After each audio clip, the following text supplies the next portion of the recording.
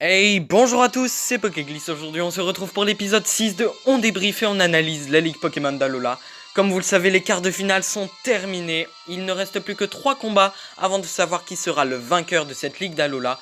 Et ce que je vous propose, c'est que vous mettiez tout de suite un gros pouce bleu, de vous abonner, à dire à vos amis de s'abonner, c'est important. Et on se retrouve tout de suite.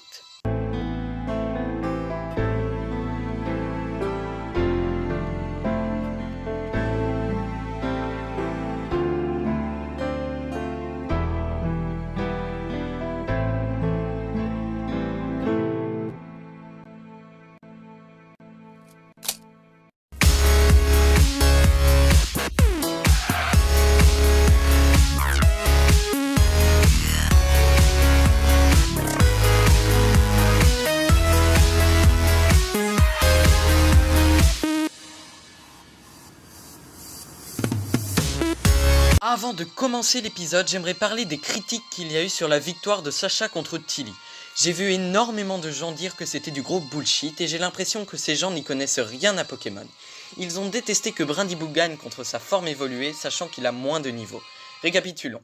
Brindibou est le premier Pokémon que Sacha a capturé à Alola et il a quand même combattu 2 doyens, Pectorius, Alicia et Ryuki, avant d'avaler une pierre stase afin de ne pas évoluer, plus un entraînement avant son combat.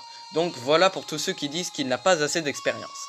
Ensuite, pour ceux qui disent qu'un Pokémon ne peut pas battre sa double forme évoluée, je vous rappelle que la pierre stase ne change pas le niveau, donc si Brindibou avait évolué, ça n'aurait presque rien changé. Et on peut se rappeler par exemple de Macronium contre Méganium à la Ligue de Johto, ou tout simplement le Pikachu de Sacha, qui est exactement le même cas de Brindibou. Il ne veut pas évoluer et garde donc le même niveau que s'il l'était. Et pour ceux qui disent enfin qu'il a eu de la chance, effectivement il en a eu, et il en faut pour gagner un combat. En plus on savait que Brindibou était un gros dormeur, on aurait dû se douter que cela arriverait. Et puis s'il n'en avait pas eu, le combat se serait terminé sans suspense, et il n'aurait eu aucune saveur, sachant qu'on ne regarde pas l'animé pour critiquer ou faire les stats, mais pour le plaisir. On peut maintenant passer au combat de Chris contre Kiawe. Je dois avouer que j'ai fait une énorme erreur dans la dernière vidéo. J'ai dit que Chris tenait dans ses mains une plaque toxique et je n'ai pas été assez observateur, car c'était en fait son téléphone. J'aurais dû le savoir depuis le début de l'animé, je n'ai pas été assez concentré. En fait, c'est son téléphone qu'il garde toujours dans la poche arrière de son pantalon. Le combat reprend donc sur Dracofeu pris dans l'attaque Z de Lucanon, qu'il annulera grâce à ses flammes. Les attaques s'enchaînent et Dracofeu est mis à mal juste avant qu'il utilise son piqué supersonique qui finira par battre l'éclair fou de Lucanon.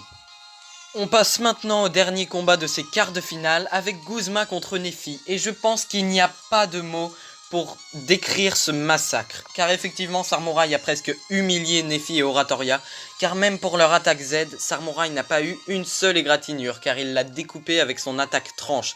Et Guzma a tellement méprisé Néphi qu'il a quitté le stade sans même la saluer ou lui serrer la main.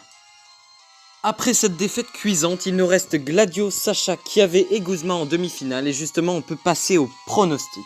On se doute que quiconque tombera contre quiconque, le combat sera intensif et on avait fini par le savoir, Kiawe sera donc contre Gladio et Sacha contre Guzma et j'avoue que cette annonce trouble un peu ma théorie.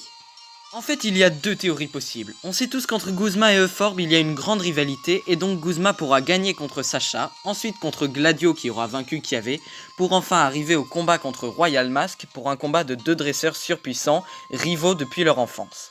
La deuxième serait que Sacha gagne, et je pense même que ça va être le cas, car je m'appuie sur ce que quelqu'un m'a dit, et je l'en remercie.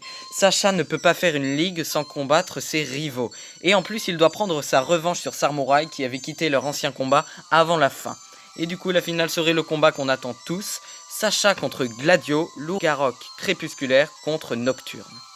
Avant de terminer cette vidéo, il y a une dernière chose dont il faut parler et c'est Meltan. Il est enfin descendu de son bâtiment et on a pu voir dans une extra scène tous les Meltan réagir à son appel.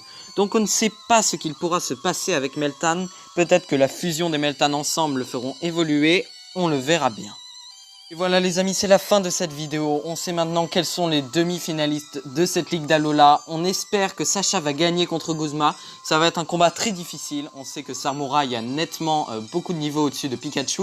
Sacha va sûrement prendre Pikachu pour prendre sa revanche.